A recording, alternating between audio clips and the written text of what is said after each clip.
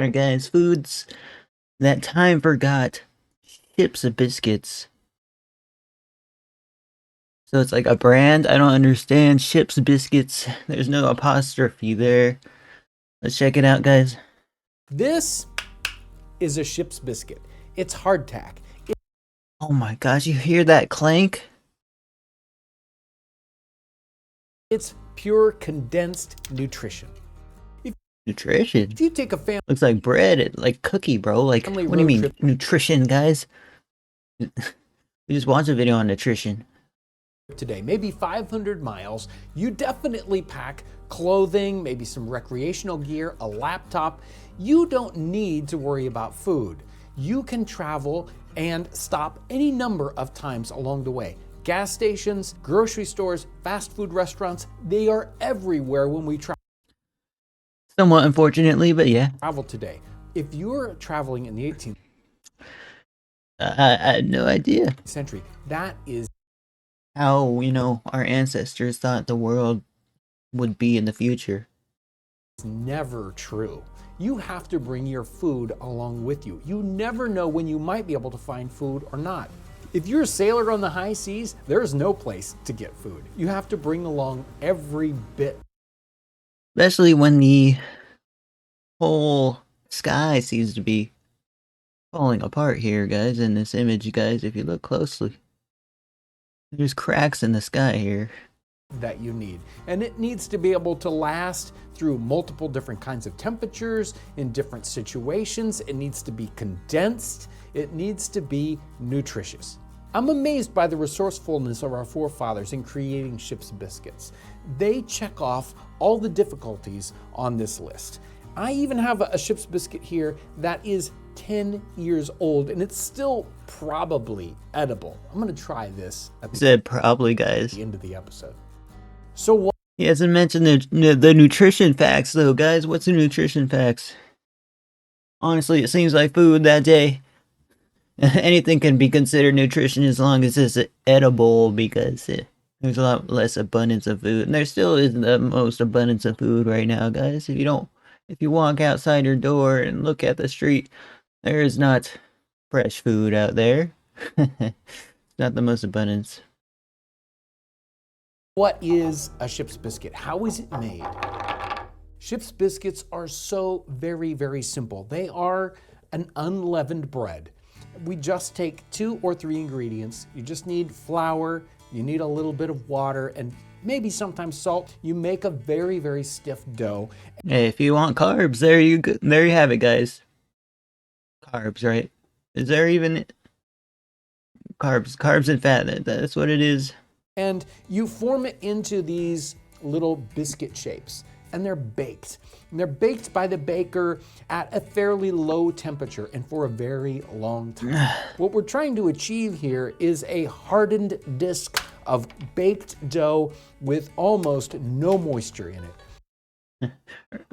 Reminds me of some, I forgot what brand, but some form of like cookie that probably I pick up at like a Dollar Tree, and it's just like not even a treat. It's not even a cookie. It's just like a biscuit kind of deal. Moisture As long as it's salted properly, I would eat it though. Is the enemy of a ship's biscuit. It will cause it to get moldy. It will also attract insects. If this is dry, desiccated, there's nothing here for bugs to eat, and it just doesn't go bad.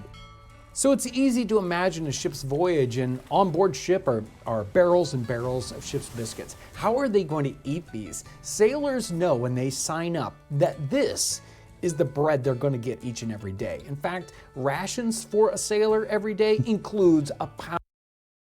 Hey, this is before MREs, guys. This is the best we could do.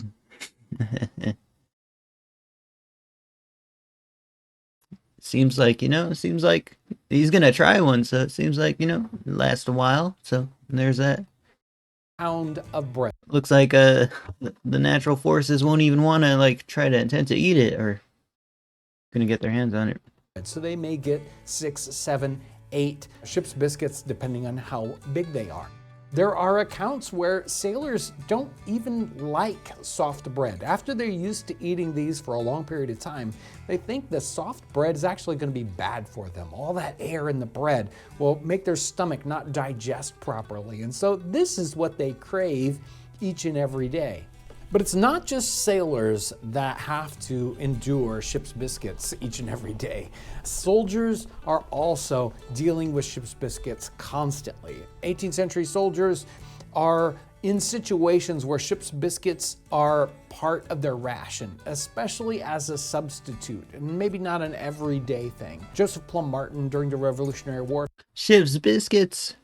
talks about coming up to a situation where they didn't have regular bread to give out, and so they had opened up So no, the answer is that it's not a brand. It's just something, food from way back then, guys, which makes sense. I don't think there's that many brands from way back then. We're talking way, way back then. Ships as transportation. It's like medieval times, it seems. a cask of ship's bread and say, take as much as you want. So each soldier stuffed all these ship's biscuits into their shirts and into their pockets as much as they could. As we move westward toward the Mississippi, frontiersmen, explorers, and settlers are using ship's biscuits as part of their provision. They are surviving on this very same thing. We also see it as a commodity used to trade with the Native Americans.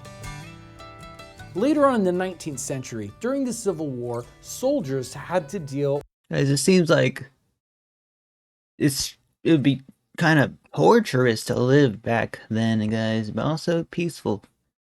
With ship's biscuit the same way they did earlier, but they generally referred to it as hard. Unfortunately, that style of art, the caricatures, I don't really see it that much, guys. I always liked these kind of drawings. But they generally referred to it as hard bread, bread. I know it's out there, I just don't go out and look for it. Or hardtack. Whoa! If you read in the diaries, you don't see the word hardtack showing up very often. I think they just plain referred to it as bread, and if they got regular bread like we know it today, they would say something special in the diary like, I got soft bread today. Through our time period where ship's biscuits become more and more important, the making of them changes. So early on, But yeah, that looks like something straight out of MRE still, though. individual bakers are making ship's biscuits. Later on in the 18th century, it becomes more industrialized, and they set up bakeries right close to the ship ports. There are 5 or 6 people working on the making of ship's biscuits, and they might Wonder if he drew these pictures here, guys. That'd be cool. have 9 ovens going and teams of men making these biscuits. It turns out that they need thousands and thousands of them for maybe just an individual ship. So the demand is very, very great. And by the time we get into the 19th century, it's totally industrialized and machines are making them from start to finish. You'll probably say, John, is this really nutritious? It's always a relief to see like something like this go through, like the improvement, guys. It feels like a relief knowing that they automized it. Is that a word, guys? Automated it. Now, think about the flour in the 18th century versus flour today. These biscuits were made with the least expensive flour. Whole wheat flour, sometimes other kinds of. And it hasn't changed today, guys. I'm sure a lot of snacks are just made with the cheapest kind of ingredients. Inexpensive flours thrown in. In fact, probably much more nutritional than we can imagine. This was just meant to get you through the day. This was survival food, not trying to give you this complete wonderful nutrition that we are always thinking of today. People in the 18th century didn't have those same kinds of nutritional concepts. If we look at cookbooks in the 18th century, we will not find a That piece of like salt like stuck to the biscuit right there, guys. recipe for ship's It's like a pretzel, guys. You know how they're like melted on. biscuits. They're made by the baker. They're not made in a house. And the bakers generally hand these processes down. They don't write them out. So they'll give it to your apprentice to make, and he'll make 1,000 Ship's Biscuits or whatever. It's also an industrial process. We do get descriptions of this, especially as the process gets more and more mechanized, and we get descriptions of the archaic method of making Ship's Biscuits. I've got a couple of pounds of whole wheat flour, and we're gonna mix that with just enough water to make a nice stiff dough. It's gonna take a little bit to get this incorporated properly. Mix it in a bowl, makes it a All right, guys, gonna figure out how to make them, even though little bit easier.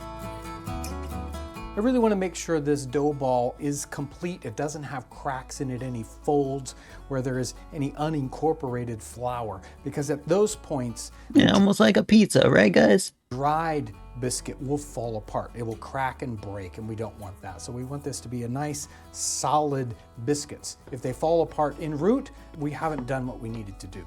I'm gonna try a couple of different techniques here kneading. One of them is to use our rolling pin as a brake to really work this dough over and get it to be very, very smooth. And once that's done, we can start to rip it up into those larger than egg size pieces. After those pieces are made, we can form our little biscuit shapes. We're looking for Yay! a hockey puck kind of style here. I'm gonna skip ahead a little. Little holes in 2 bakes, if not. I thought he had one from way back then, guys. Let's go to the most replayed part. They are Ship's Biscuits. The trick with Ship's Biscuits is you can't just eat them. You will break your teeth. So we don't want to eat What? that. This is our 10-year-old Ship's Biscuit. Oh, I didn't know. Yeah, they looked like rock, man. Try this last. We have our Ship's Biscuits that we just made, and we can use them in lobscouse. So you can check that episode out where we just ate them in the Sailor's Feast. We also have broken Porridge, bro. He's got like the old stuff.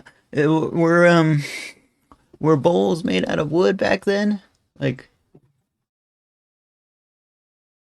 I'd be careful. I'd be worried about getting like pieces of wood in my food, man. up a little bit of Ship's Biscuit and soaked it in wine. And here we're using it like cereal. So I've broken up the Ship's Biscuit by pounding it and then pouring it into hot chocolate. And that's another popular drink from the time period. Let's start with this chocolate cereal. Seems like it'll take a while to even become soft in there, guys. Like, Probably needs to soak a little bit longer, but reminds me of cocoa wheats. It's actually really good. It's got a nice little bit of tooth and a wonderful chocolate flavor. The biscuit soaked in wine, I'm kind of surprised. You can see how looks like a cookie dough right there, man. soft it is at this point. It's only Alright, guys, that's the video. Thank you for watching. Like, comment, subscribe. Ship's Biscuits, guys. Ken Berry commented, he's said they're a great example of starvation food. They contained just enough nutrition to prevent starvation for a few months. They were in no way nutritionally complete and led to multiple nutritional deficiencies if relied on for too long. The sailors probably hoped there would be bugs in the biscuits because of increased nutrition content. There you have it, guys. I'll see you guys next one. Peace out, everyone. Now, we'll just finish up the video. soaked about 10 or 15 minutes. This is a little bit of Madeira, very common 18th century wine. Very nice and soft, eats easily, and this could be dessert. So it's a bit of a dessert wine. You could soak this in water or in grog. Here's the big trouble, right? This Ship's Biscuit is over 10 years old. It's got all these extra little holes in it. I didn't make all these holes. Some of these holes are made by bugs, which is a common problem with Ship's Biscuits. And this one is Bugs. Oh, no way. a pretty hard one. It has been around this long, kind of a little overcooked, but let's break this, see what the inside is like. He needs that to break it. There's pieces of wood coming off of that, though. Oh, goodness. There's splinters coming off of that wood. He's gonna break it with it. There we go. Wait, he had to apply a great deal of force as well. There's our ship's Jeez. biscuit on the inside. Okay. They would definitely break the teeth then. There's some bugs in there, some little larvae, which is, I'll eat them in the dark. The brand. Alright guys, thank you for watching.